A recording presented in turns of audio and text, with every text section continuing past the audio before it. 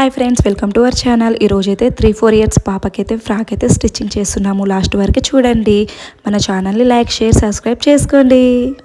Hi friends, welcome to our channel. ఈరోజైతే మనం శారీతో frock అయితే స్టిచ్చింగ్ చేస్తున్నాము. ఇది 3 ఇయర్స్ అండ్ 4 ఇయర్స్ బేబీకి అయితే నేనైతే ఇక్కడ స్టిచ్చింగ్ అయితే చేస్తున్నాను. ఈ శారీతో ఫ్రాక్ అనమాట, లాంగ్ ఫ్రాక్. దీనికైతే నేను 2.5 మీటర్లు అయితే తీసుకుంటున్నాను ఫ్రాక్కి. ఎందుకంటే మనకి ఫ్రాక్ కుచ్చు ఎక్కువ రావాలనుకుంటే మన క్లాత్ అనేది ఎక్కువ తీసుకుంటే మనకి కుచ్చు అనేది మంచిగా వస్తుంది అనమాట.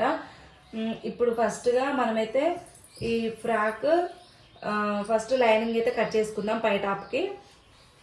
ఇక్కడ నేనైతే చూడండి మట్రగా పెట్టేసి ఉంచానమాట. ఇక్కడ పాపది వచ్చేసి నడుము 20 ఉందండి. 20 అంటే ఇక్కడ మనకి ఫ్రంట్ 2 మడతలు, బ్యాక్ 2 మడతలు, 4 మడతలతో ఉంది కదా. ఇక్కడ పాప నడుము సైజ్ వచ్చేసి 20 ఇక్కడికి.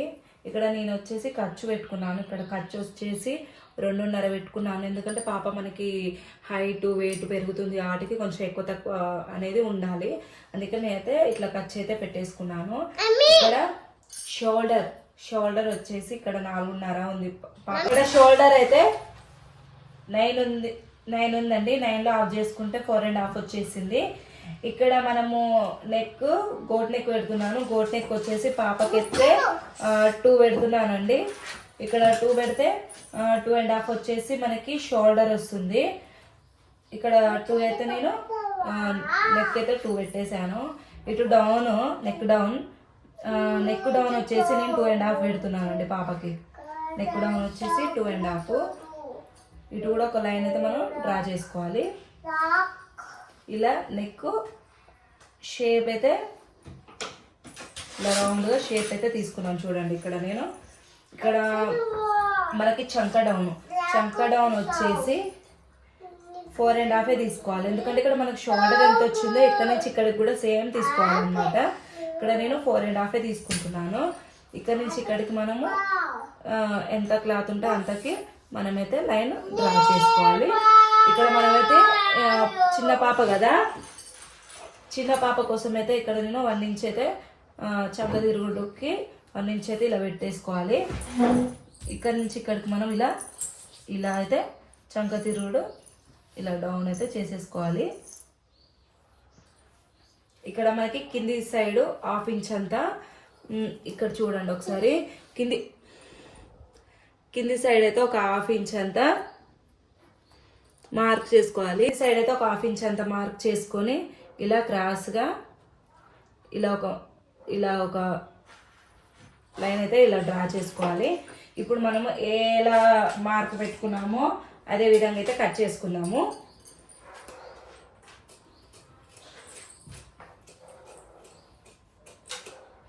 ఇదైతే ఖచ్చితంగా 3-4 ఇయర్స్ పాపలకైతే ఖచ్చితంగా ఏ కొలతలు అయితే ఉంటాయండి.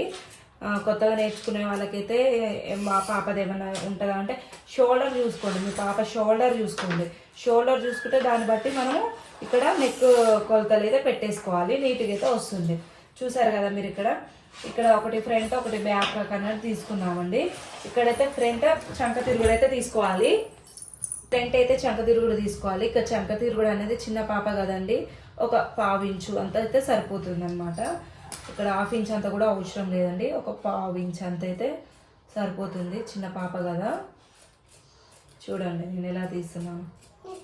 ఇలా ఖచ్చితంగా చంక తిరుగుడు తీస్తేనే మనకి ఇక్కడ ముడత అనేది రాకుండా నీట్గా అయితే ఉంటుంది అనమాట. మనకైతే ఫ్రంట్ అయితే అయిపోయింది. ఫ్రంట్ కూడా ఏం చేయాలంటే అండి, ఇక్కడ 3 ఇంచెస్కి ఒక మార్క్ అయితే చేసుకోవాలి. ఎంత 2.5 ఒక మార్క్ చేసుకొని మళ్ళీ 1 ఇంచ్కి ఒక మార్క్ చేయాలి. ఇక్కడ నుంచి ఇక్కడికి. అర్థమైంది కదా. దీంట్లో 1/2 ఇంచ్కి ఇంకొక మార్క్ చేస్తున్నాను. పొడవు వచ్చేసి 2 ఇంచెస్.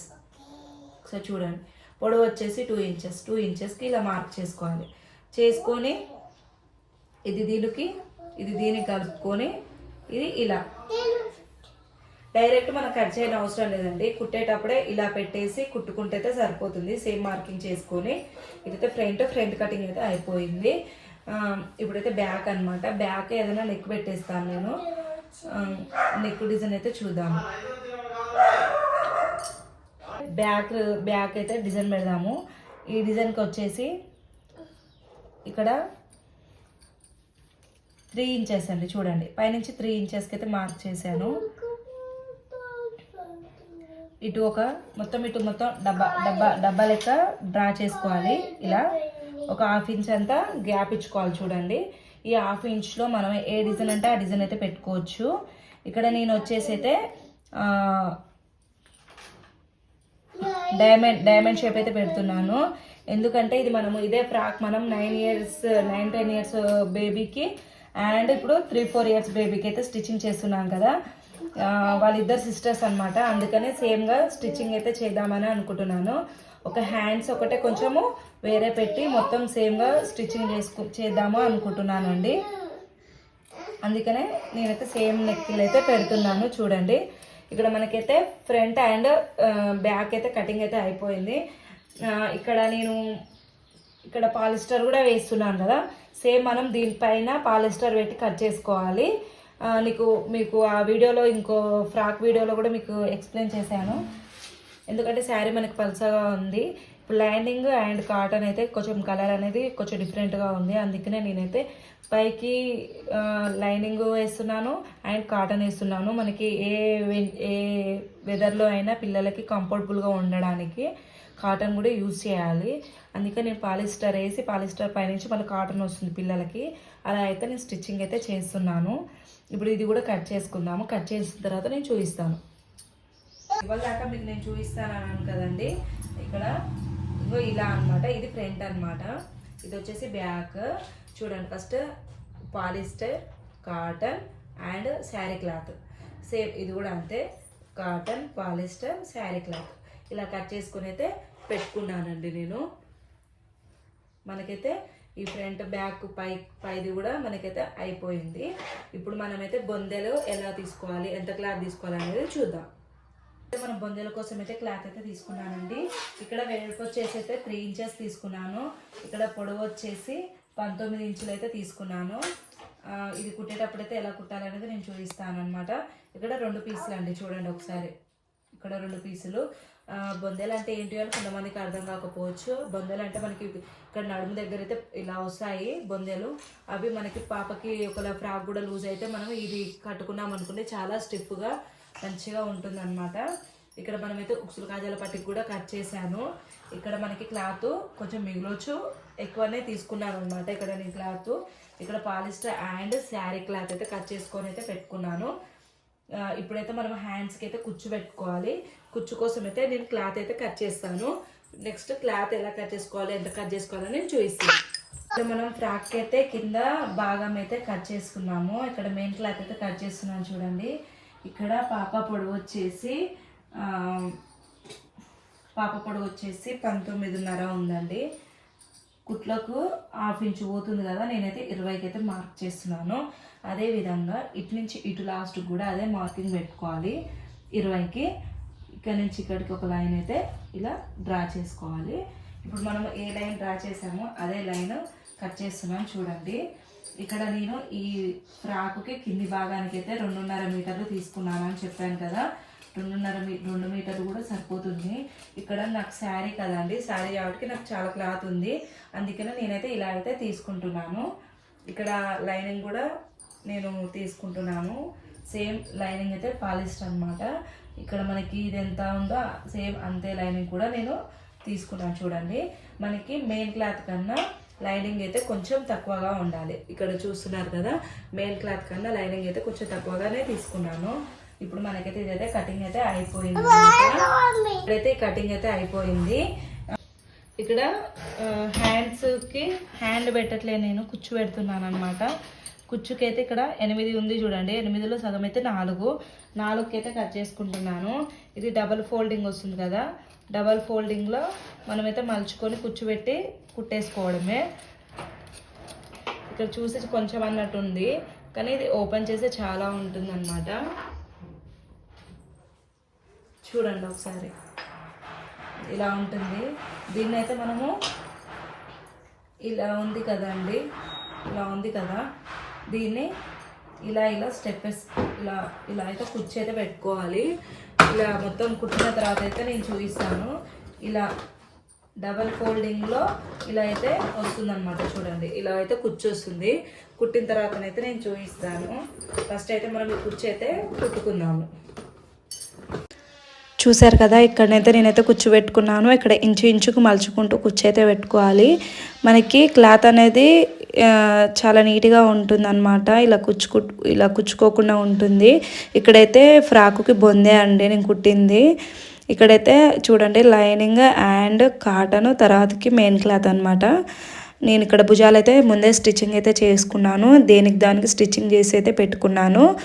ఇప్పుడు మనకి మెయిన్ క్లాత్ ఉంటుంది కదా, మన మెయిన్ క్లాత్ నుంచి మనమైతే ఈ ఫ్రాక్ అనేది కుచ్చినోపడికి అది కుట్టేది బయటికి అన్నట్టు పెట్టి ఇట్లా చుట్టైతే స్టిచ్చింగ్ అయితే వేసుకోవాలి. ఇక్కడ నెక్ కూడా మొత్తం చుట్టూ అయితే స్టిచ్చింగ్ అయితే వేసుకోవాలి. ఇక్కడ అలా పెట్టి hands and neck, back and front అంతా చుట్టూ కుట్టుకోవాలి. చూడండి, కుట్టుకున్న తర్వాత నేనైతే రివర్స్ చేసి అయితే మీకు చూపిస్తున్నాను. చాలా నీట్గా అయితే వచ్చింది.